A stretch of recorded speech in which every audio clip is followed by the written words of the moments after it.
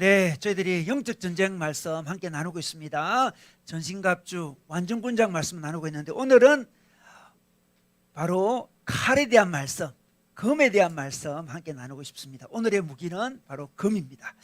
네, 에베소서 6장 17절 말씀 우리 다 같이 한번 읽으면 좋겠습니다. 구원의 투구와 성령의 금 하는 부분 있죠. 시작. 구원의 투구와 성령의 금 곧 하나님의 말씀을 가지라. 네, 오늘 이 부분에서 성령의 금, 칼에 대한 말씀 함께 나누고 싶습니다.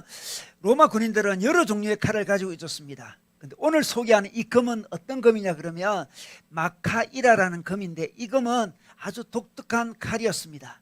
이 칼은 원수를 반드시 죽여야 할 때 사용되는 특수한 칼이었습니다. 한 50cm 정도 되는 칼인데 이 칼은 좌우의 날이 예리하게 서 있는 칼이었습니다. 자, 이 칼로 적을 어떻게 공격합니까?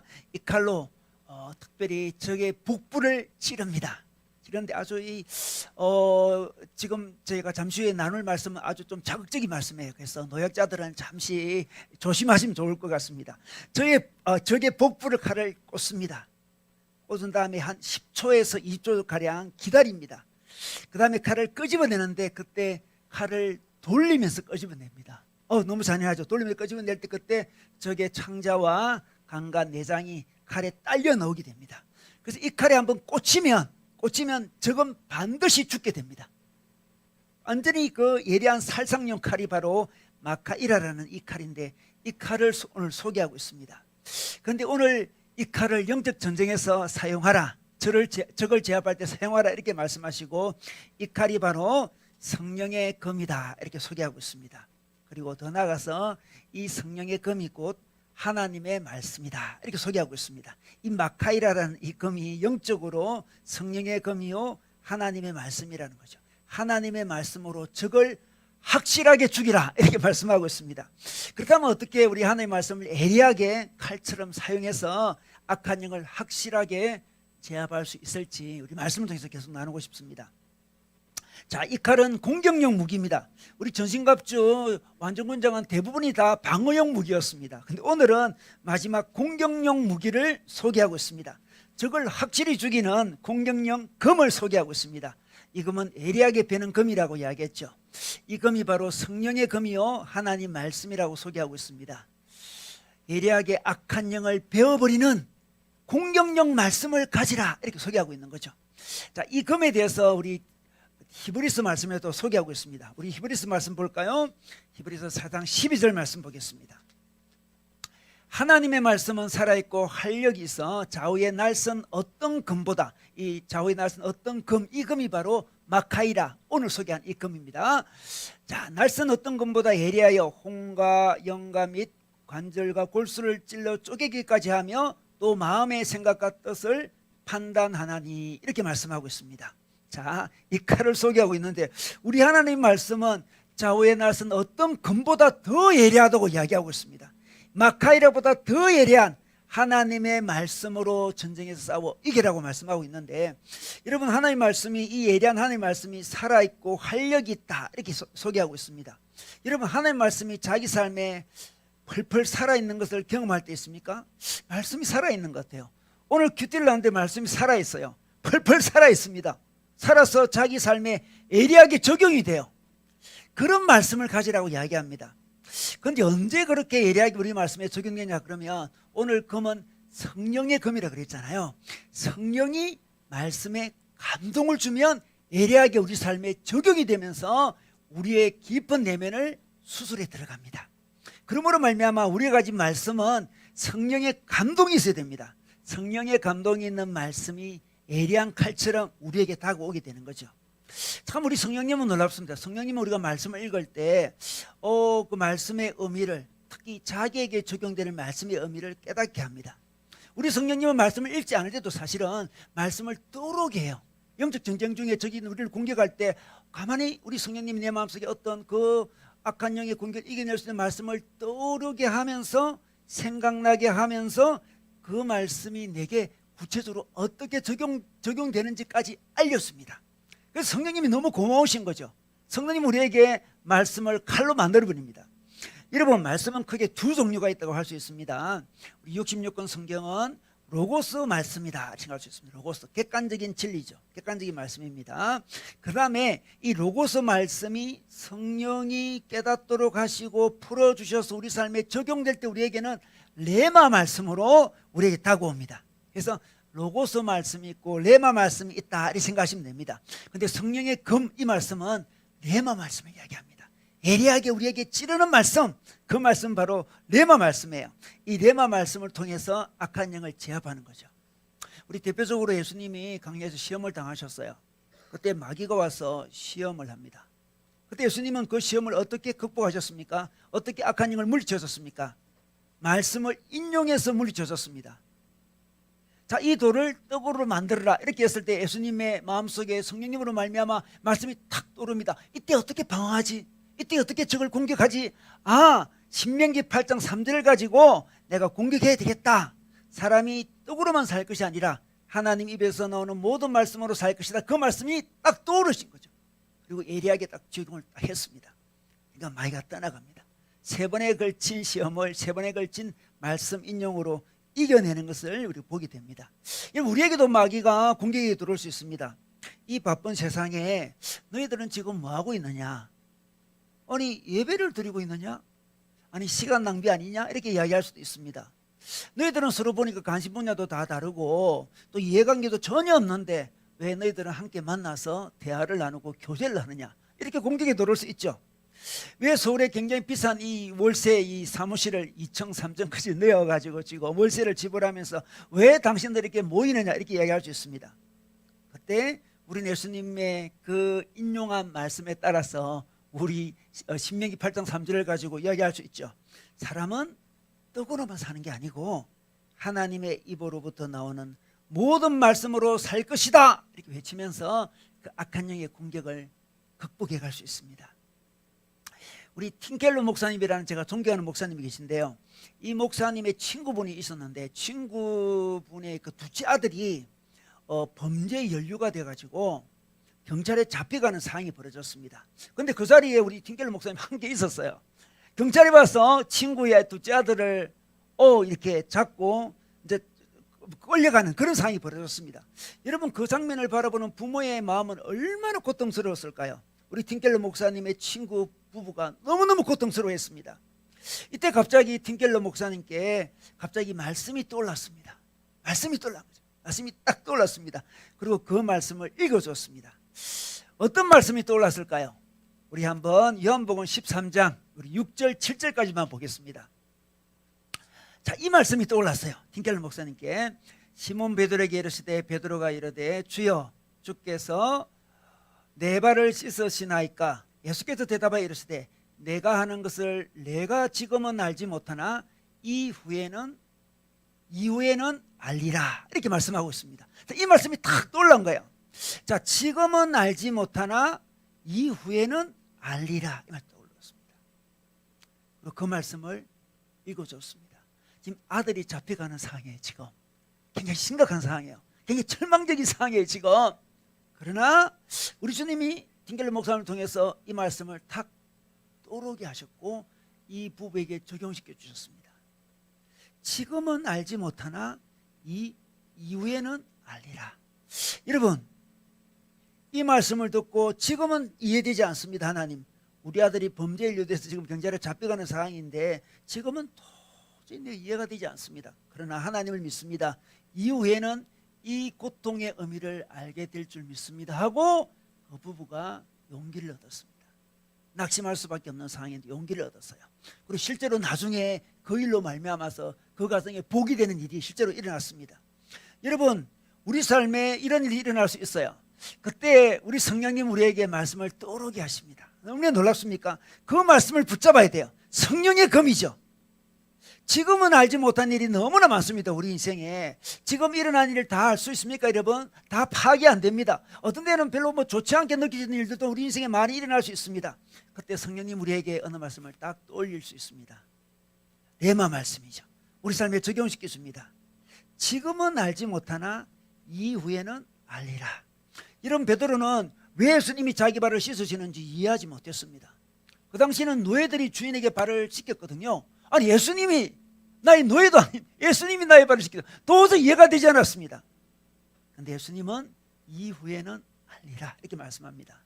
예수님이 그의 발을 씻는 것이 바로 그에게 구원을 주신다는 말씀이고 구원사에게 베드로를 동참시킨다는 말씀이죠. 지금은 알 수 없습니다. 지금은 잘 알지 못해요. 그런데 우리는 왜 낙심하지 않습니까? 왜 좌절하지 않습니까? 이후에는 알리라. 그 말씀 우리가 신뢰하기 때문에 그렇습니다.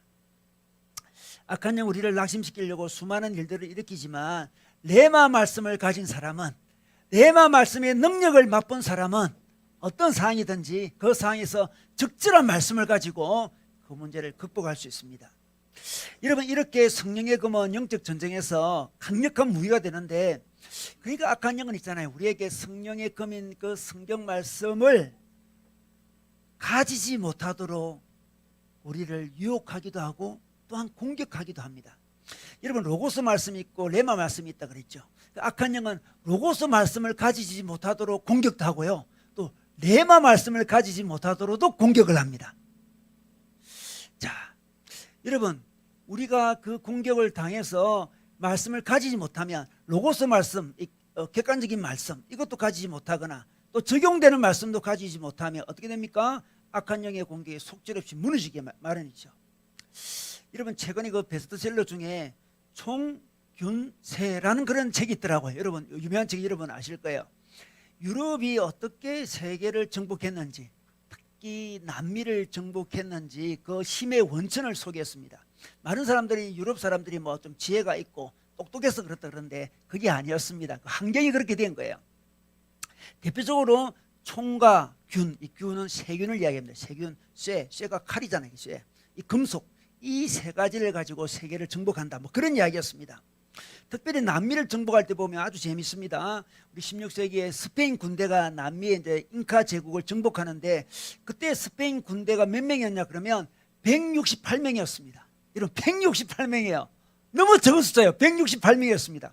그때 잉카 제국의 군인은 몇 명이었냐? 인디안들은 8만 대군이었습니다. 168명과 8만 대군이 싸웠습니다. 그런데 어떻게 스페인 군대는 한 명도 전사하지 않고 인디안을 다 물리쳤습니다.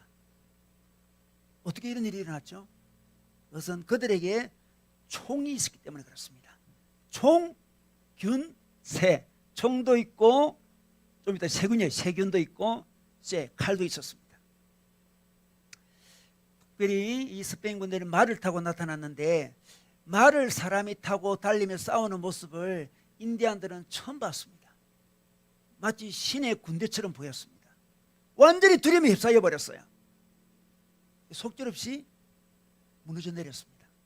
더 놀라운 것은 이 스페인 군대가 이렇게 쳐들어올 때 스페인에 한 노예가 있었는데, 노예가 천연두에 걸린 상태로 이게 남미에 오게 된 거죠. 그 당시 유럽은 천연두가 많이 이렇게 유행했기 때문에 많은 사람들이 그 면역력을 가지고 있었어요. 그런데 남미는 전혀 면역력이 없었습니다. 천연두가 순식간에 남미에 퍼져나갔죠. 잉카 제국의 황제도, 잉카 제국의 그 황제 아들도 죽었습니다. 수많은 사람이 죽어갔고, 그 당시 역사서를 보면 한 95% 정도가 죽은 걸로 알고 있어요. 전 국민의 95%가 죽어요, 여러분. 얼마나 놀랍습니까? 남미는 작은 미생물, 이 세균에 대한 백신도 없었고 치료제도 없었기 때문에 순식간에 무너져 내린 거죠. 놀랍습니다. 준비되지 못하면, 면역력이 없으면, 총이 없고 이 쇠가 없으면 이렇게 속지 무너져 내린다는 거죠. 스페인 군대가 강력한 것은 바로 총 때문이었고 날카로운 칼 때문이었습니다. 그런데 그걸 막아내지 못했죠. 그런데 너무나 아이러니하게도 그 유럽이 그렇게 군사적으로 강했지만 영적으로는 그 이후로 완전히 쇠락해졌습니다. 영적 전쟁에서 유럽이 완전히 무너져 내렸습니다. 아니, 육신적인 전쟁에서 다 승리한 유럽이 영적으로 다 무너져 내렸어요. 왜 그렇습니까? 유럽 나라는 사실 대부분이 기독교 국가였습니다. 근데 지금은 어떻습니까? 유럽에 있는 사람들 한 3% 정도만 예배를 드리는 걸로 알려져 있습니다. 청소년은 1,000명 중에서 4명 정도만 1000분의 4죠. 정도만 예배를 드린다고 합니다. 여러분 그 이유가 무엇일까요? 악한 영이 성경 말씀을 앗아갔습니다. 유럽에서 성경 말씀을 빼앗아간 거예요.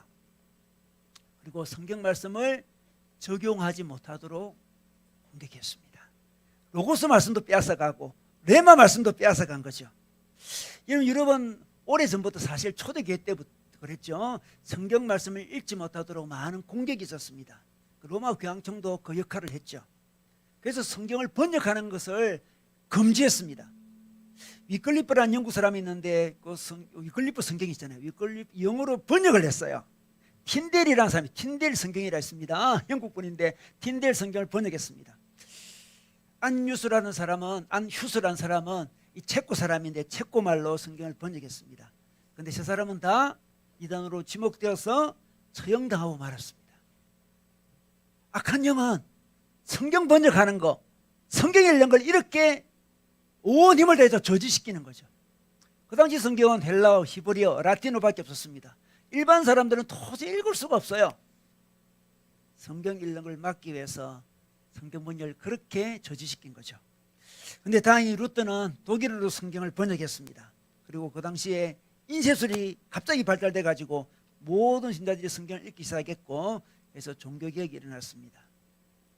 그런데 현대는 어떻습니까?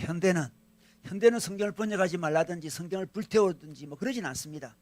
어떻습니까?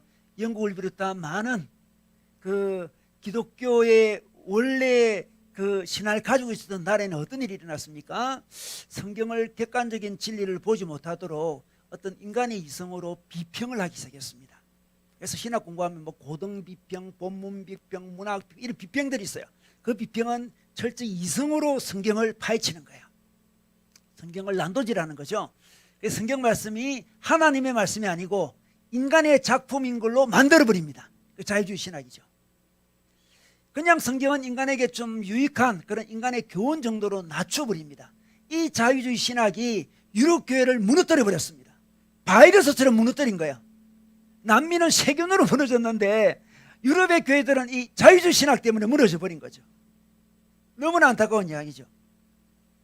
또한 성경을 소지하고 있지만 성경을 묵상하지 못하도록 만들어 버렸습니다. 그건 명목적인 성경만 있는 거예요. 성경은 선반 위에 있습니다. 그 성경이 자기 삶에 와서 어떤 감동이 일어나고 예리하게 자기 삶을 파헤치고 자기 마음을 수술한 일을 못하게 막은 거예요. 성경이 있습니다. 유럽 사람들 다 성경이 있어요. 선반에 있습니다. 자기 마음에 전혀 들어오지 않는 성경들이 있었죠. 적용되지 않는 성경들, 힘이 없는 성경들, 예리한 칼처럼 다가오지 못하는 성경들이 그냥 있는 거예요. 대신에 그들의 마음속에는 세속주의적인 가치관이 들어찼습니다. 그래서 영국 교회는 어떻게 무너졌습니까? 자유주의와 자유주의 신학과 세속주의, 이 두 가지가 영국 교회를 초토화시켜버린 거죠. 우리 한국 교회도 마찬가지죠. 말씀을 잘 읽지 못하도록 이렇게 지금 분위기가 형성되고 있습니다. 여러분 객관적인 말씀을 그렇게 많이 읽는 분위기가 아니에요.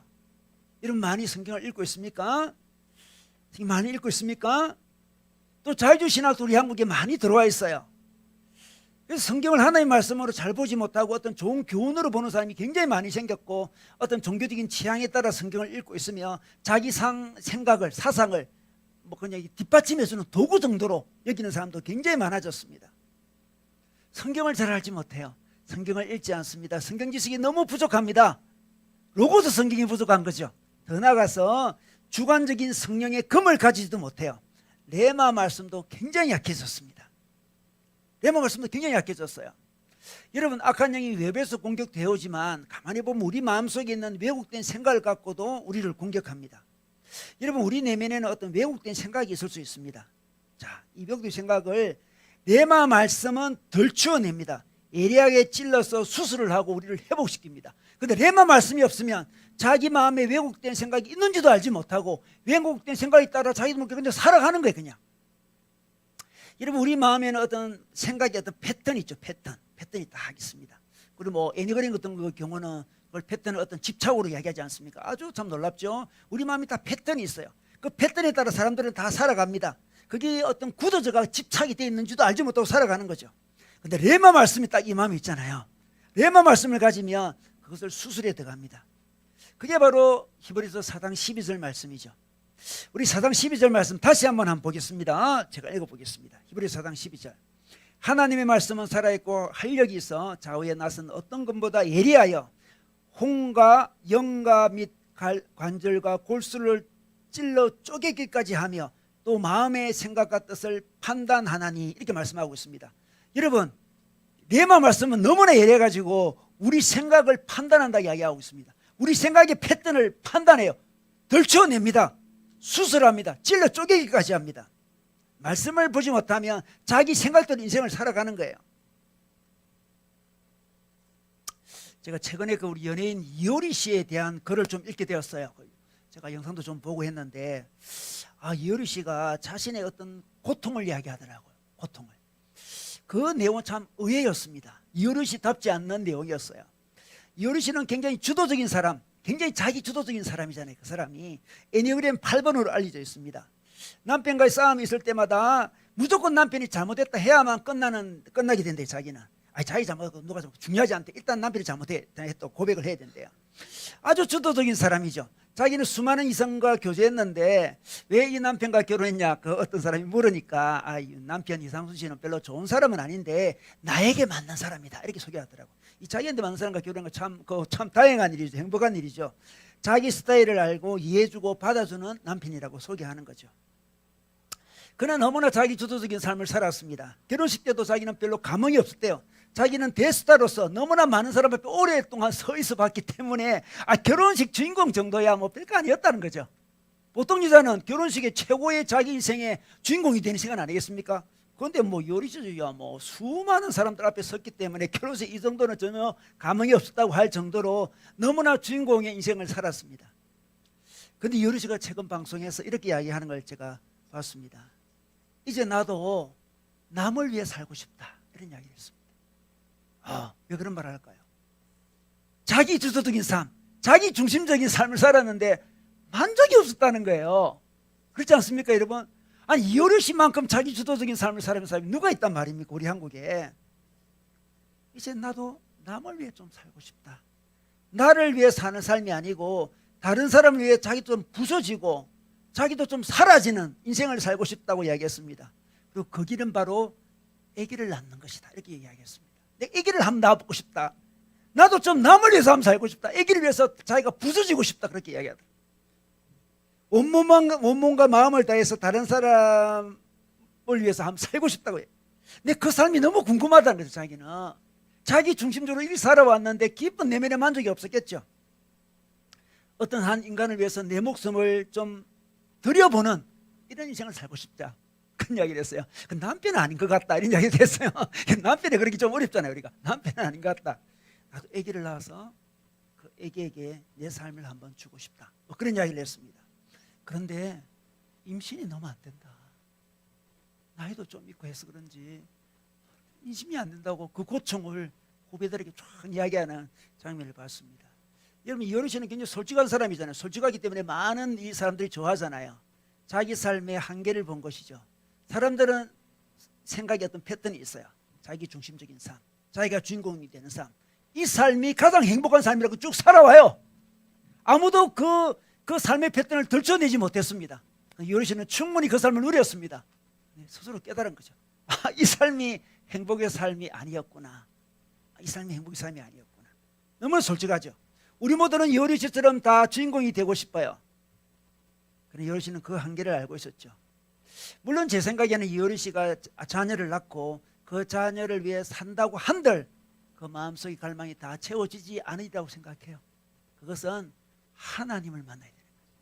그 갈망은 하나님으로 채워지는 거예요. 자식으로 채워지는 게 아니고 하나님으로 채워지는 거예요. 도우면 되겠죠. 이효리 씨는 지금 삶의 해이를 느끼고 있는 거죠. 진정한 행복의 삶이 뭔가, 진정한 삶에 대한 갈망이 있는 거죠. 하나님에 대한 갈망이에요. 사실은 하나님에 대한 갈망이죠. 혹시 우리 중에 이효리 씨랑 친한 사람 있습니까? 우리 혹시 있으면 그분에게 당신의 그 갈망은 하나님이 채워줄 수 있다고 좀 전해주세요. 우리 덕림자매 친해요? 같은 학교 나왔어요. 굉장히 친하네. 예, 같은 학교 나왔다면 딱 느낌이 좀 친한 느낌으로 이렇게 반응을 해가지고 꼭 전해주세요. 그리고 내가 너무 안타까운 거는 자녀를 낳으면 의학적인 도움이 필요한데 자기는 의학적인 도움을 안 받겠다고 계속 주장을 하더라고요. 꼭 이야기해 주세요.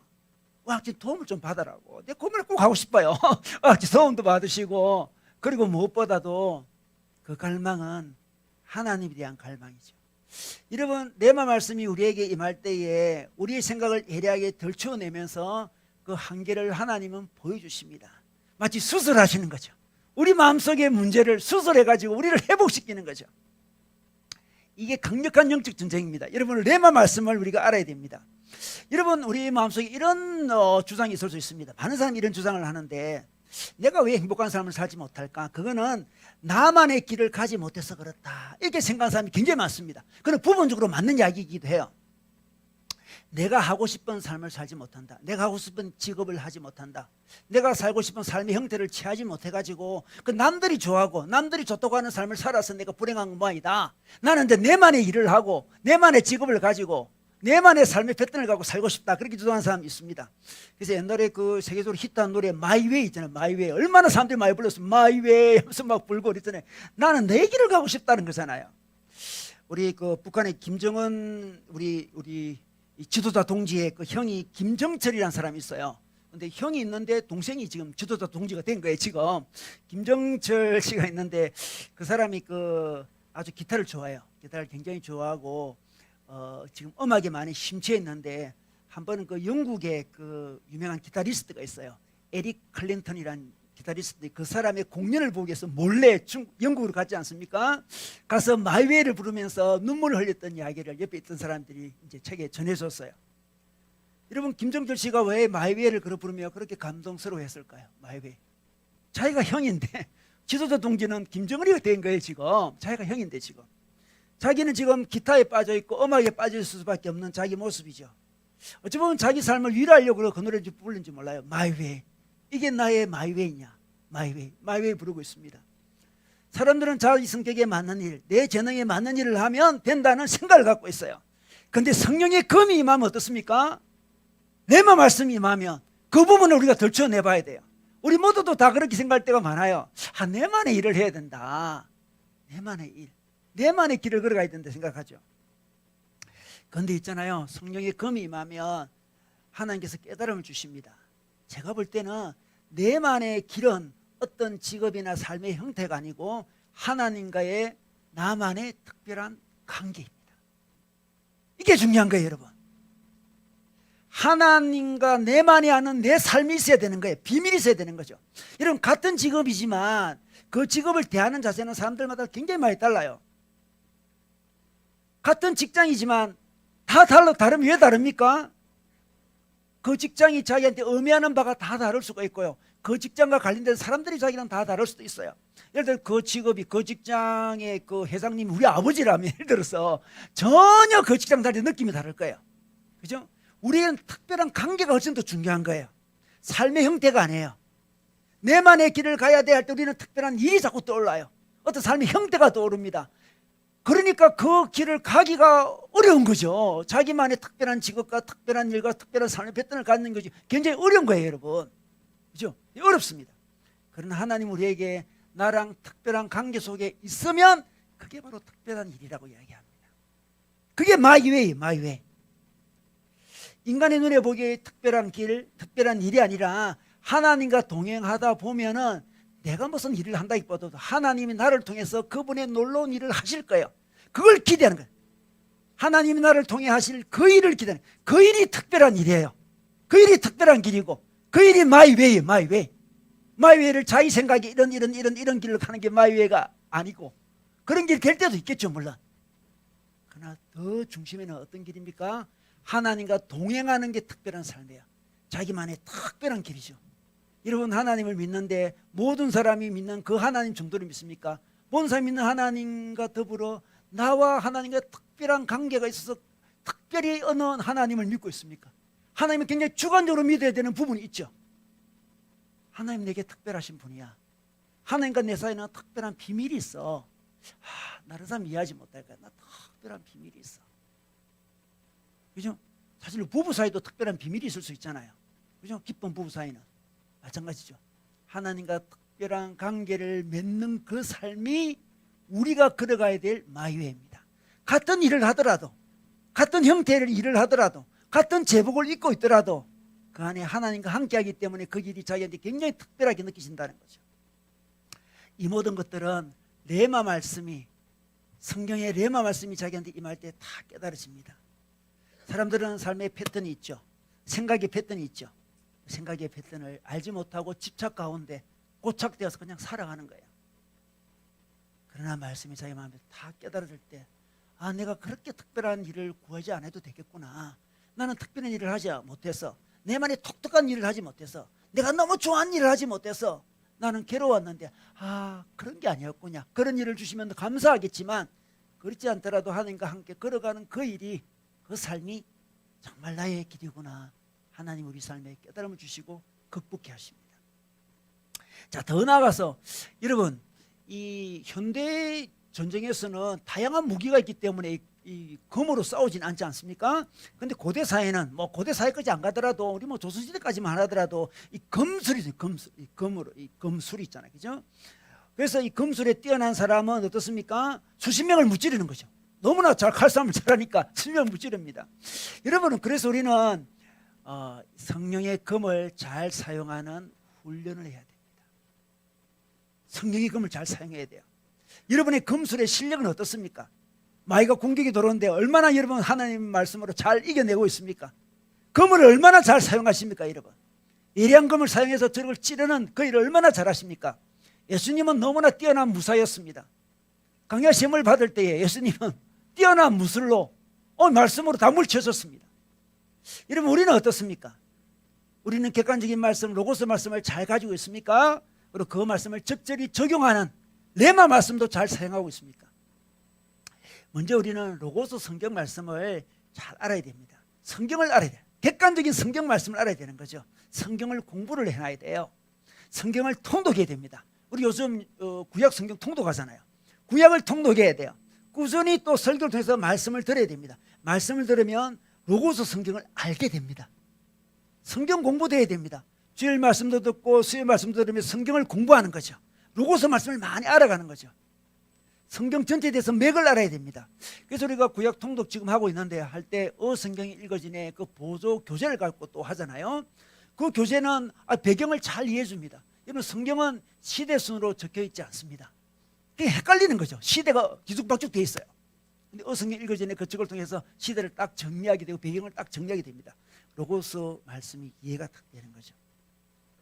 여러분, 레마 말씀으로 바로 가기 전에 우리는 로고스 말씀이 필요합니다. 객관적인 말씀이 필요해요. 객관적인 말씀을 가지고 적용을 해야 되는 거죠. 객관적인 말씀 자체가 없으면 적용하다 보면 신비주의에 흐르게 되겠죠. 그래서 우리는 객관적인 말씀을 잘 알아야 됩니다.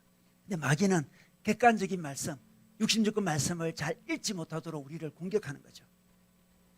여러분, 우리가 이렇게 성경 말씀을 읽을 때 보면 어떤 이 적용이 없이 그냥 좀 드라이하게 이렇게 읽을 때가 있죠.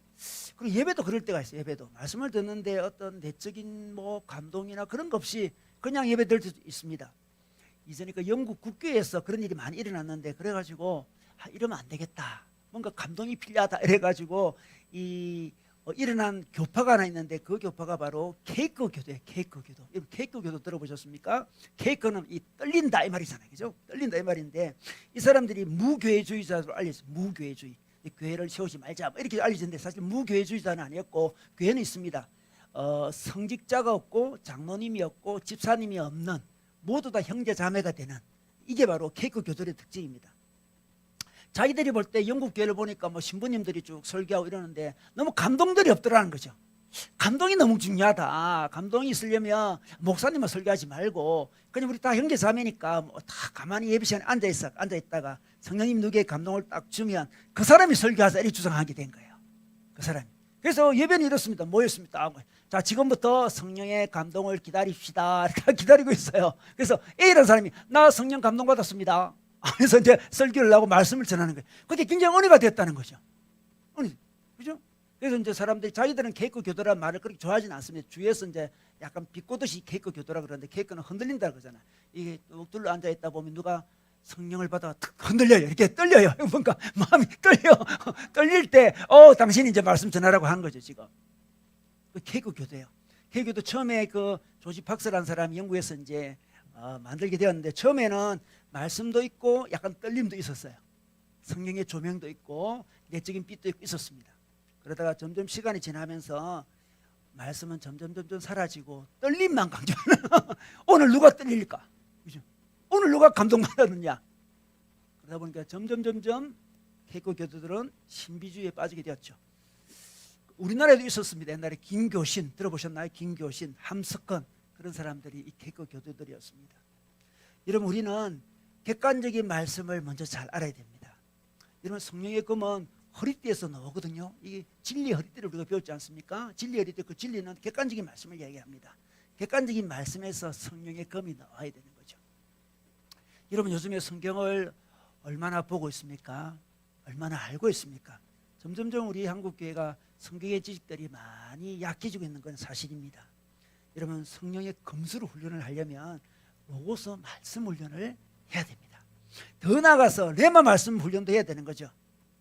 말씀을 적용해야 됩니다. 우리 말씀을 적용하라고 하는 게 늘 하는 말이 큐티를 하라 그러지 않습니까? 큐티는 적용하는 거예요. 적용하는 거. 적용하게 합니다. 말씀을 읽고 그냥 넘어갈까 봐, 그냥 지적으로만 알까 봐, 내용만 알까 봐 적용하라고 큐티를 하지 않습니까? 근데 우리 적용 이야기하면 오해가 좀 있는 것 같습니다. 우리 큐티할 때 적용을 해야 된다 그런 부담이 좀 있어요. 그러면 막 이렇게 적용을 합니다. 적용할 때 보면 어떤 논리적으로 적용하기도 하고 국어 실력을 갖고 적용하기도 막 해요. 그죠? 근데 부담이 됩니다. 오늘 적용 안 하면 어떡하나. 또 적용하더라도 실제를 못할 때도 많잖아요. 실제 못하면 또 죄책감이 느껴져요. 그래서 큐티가 재미가 없어지는 상황이 벌어집니다. 여러분, 적용의 핵심은 뭐냐 그러면, 적용은 성령님의 임재입니다. 성령의 검이잖아요. 성령님이 임한 게 적용이에요. 여러분, 구체적으로 뭘 해야 된다, 그거는 있을 수도 있고 없을 수도 있어요. 오늘 적용을 할 구체적으로 내가 누굴 도와야 될지, 구체적으로 뭘 해야 될지, 이렇게 마음을 부담 가지지 마세요. 성령의 검은 임재 속에 들어가는 거예요. 임재 속에 들어가는 겁니다. 여러분, 정말 우리가 잘 알아야 될 것은, 큐티는 성령의 임재 속에 들어가는 것을 목표로 해야 된다는 것을 우리가 꼭 알고 있어야 됩니다. 그래야 임재의 맛을 보는 거죠. 오늘 큐티 했는데 그냥 임재 좋았어. 그냥 하나님이 내게 임재하셔서, 성령님이 임재하셔서, 마음속에 임재하셨다. 임재가 좋은 거예요. 임재가 좋으니까 또 큐티를 하고 싶고, 또 큐티하고 싶고. 근데 적용 중심으로 가면 어떻게 될까요? 적용했는데 이게 또 못했네. 이렇게 되면 좀 실망이 되는 거예요. 그래서 별로 기대가 안 돼요. 큐티가 잘 안 되는 거죠. 큐티는 임재 속에 들어갑니다. 물론 매번 임재 속에 들어가면 좋겠지만, 매번 임재 속에 안 들어가도 괜찮아요. 안 느끼셔도 괜찮습니다. 임재 속에 들어가는 게 목적이 돼야 되는 거죠. 사실 예배도 지금 임재 속에 들어가는 겁니다. 여러분, 오늘 우리가 지금 예배 드리고 있는데, 지금 우리가 임재 속에 하나님 임재 속에 들어가는 게 우리의 목표예요. 지금, 그죠? 여기서 무슨 대단한 교훈을 배우는 시간도 어느 부분 있지만, 정말 예배는 임재 속에 들어가는 거예요. 어떤 사람은 예배 들으면 설교를 듣는다 이렇게 생각하는 사람이에요. 설교만 듣는 게 아니죠. 예배는 임재 속에 들어가니까 처음부터 끝까지 다 임재 속에 들어가는 게 예배예요. 우리 온라인으로 들으시는 분들도 이 설교 부분 떼내서만 예배 드리지 마세요. 그죠? 목표는 설교를 통해서 깨달음과 적용점을 찾아내는 그 정도가 아니거든.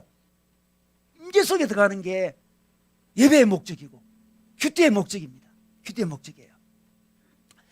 여러분, 우리가 임재의 맛을 알면 자꾸 그 임재에 들어가고 싶어요. 제가 그 신학교 다닐 때 제 동기가 있었는데, 동기가 이제 결혼을 해가 이제 신혼이 되었는데, 그 자매랑 정말 사랑을 해요. 제가 볼 때 정말 좋아해요. 서로 좋아하는데, 아기를 가지게 돼가지고 아기를 낳기 위해서 친정에 이제 몇 달 가지 않습니까? 갔는데 이 전도사님이 너무 아내를 그리워하는 거 있죠. 저한테 그립다는 이야기를 여러 번 했어요. 너무 이상해요 하면서, 너무 이상해요. 늘 너무 이상하대. 너무 허전하대. 지금 너 옆에 아내가 없으니까 너무 허전하대. 아내 임재가 사라진 거죠. 너무 허전하대. 너무 허전해. 정말 그 갈망하는 거죠. 그 임재를 갈망하는. 그 우리 하나님과 관계도 마찬가지예요. 부부 사이에 무슨 그리 많은 정보를 줄 일이 있겠습니까, 여러분? 그죠? 무슨 그 깨달음을 서로 많이 주겠어요. 임재죠, 임재. 어떤 자매는 아기를 낳았습니다. 아기를 너무 좋아해요. 아기 늘 안고 다니면 힘들잖아요. 그 옆에 사람들이 좀 힘들지 않도록 내가 봐줄게 하면서 봐줘요. 근데 아기를 너무 좋아해서 남이 봐주는 것도 싫대요, 자기는. 그 순간 떨어지기 싫어가지고 이 여러분 좀 아실 거예요. 엄마들 좀 아실 거예요. 너무 힘들지만 좋잖아요. 힘들지만 좋아요. 그 임재, 그 애기의 임재를 떨어지기 싫은 거죠. 우리 하나님의 임재가 바로 큐티의 목적이고 예배의 목적입니다. 우리 교회는 하나님 나라 큐티라고 하지 않습니까? 하나님 나라 큐티에 보면 이게 큐티하는 법이 나와요. 그 보면 이제 네 가지를 이야기합니다. 여러분 설교에 적혀 있는데 처음에 읽기, 렉시오 읽기라 그래요. 그 다음에 메디타치오라고 묵상 그래요. 그 다음에 기도 오라티오라 그래요. 그 다음에 마지막은 하나님 나라로 살기 그러니까 자꾸만 부담이 되는데 그게 관상이에요. 컨템플레티오라 임재 속에 빠지는 거예요. 그렇게 큐티를 하세요. 이렇게 우리 한나라 큐티 적혀 있습니다. 그런데 이분들이 하나님 나라 살기라고 번역을 하는 바람에 참 부담이 돼요. 살기. 그죠?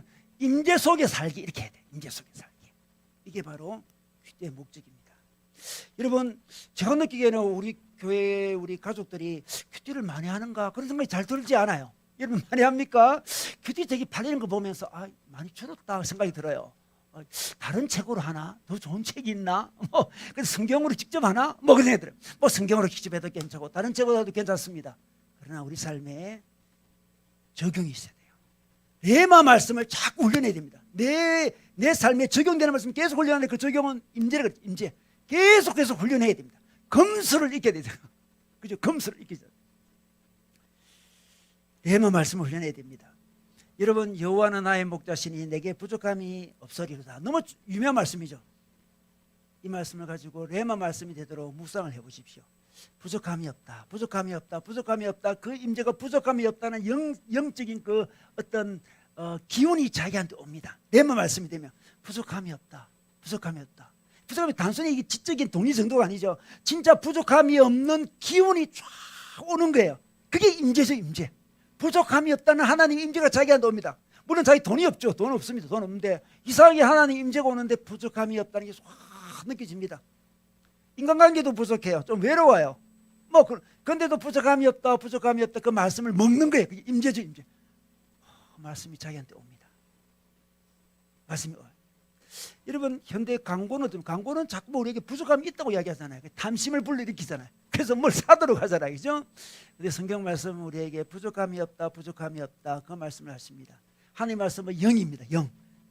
성령이 함께 있는 거죠. 성경의 감동이 함께 묻어서 함께 오는 거예요. 지금 부족함이 없다는 게 느낌으로 쫙 느끼십니다.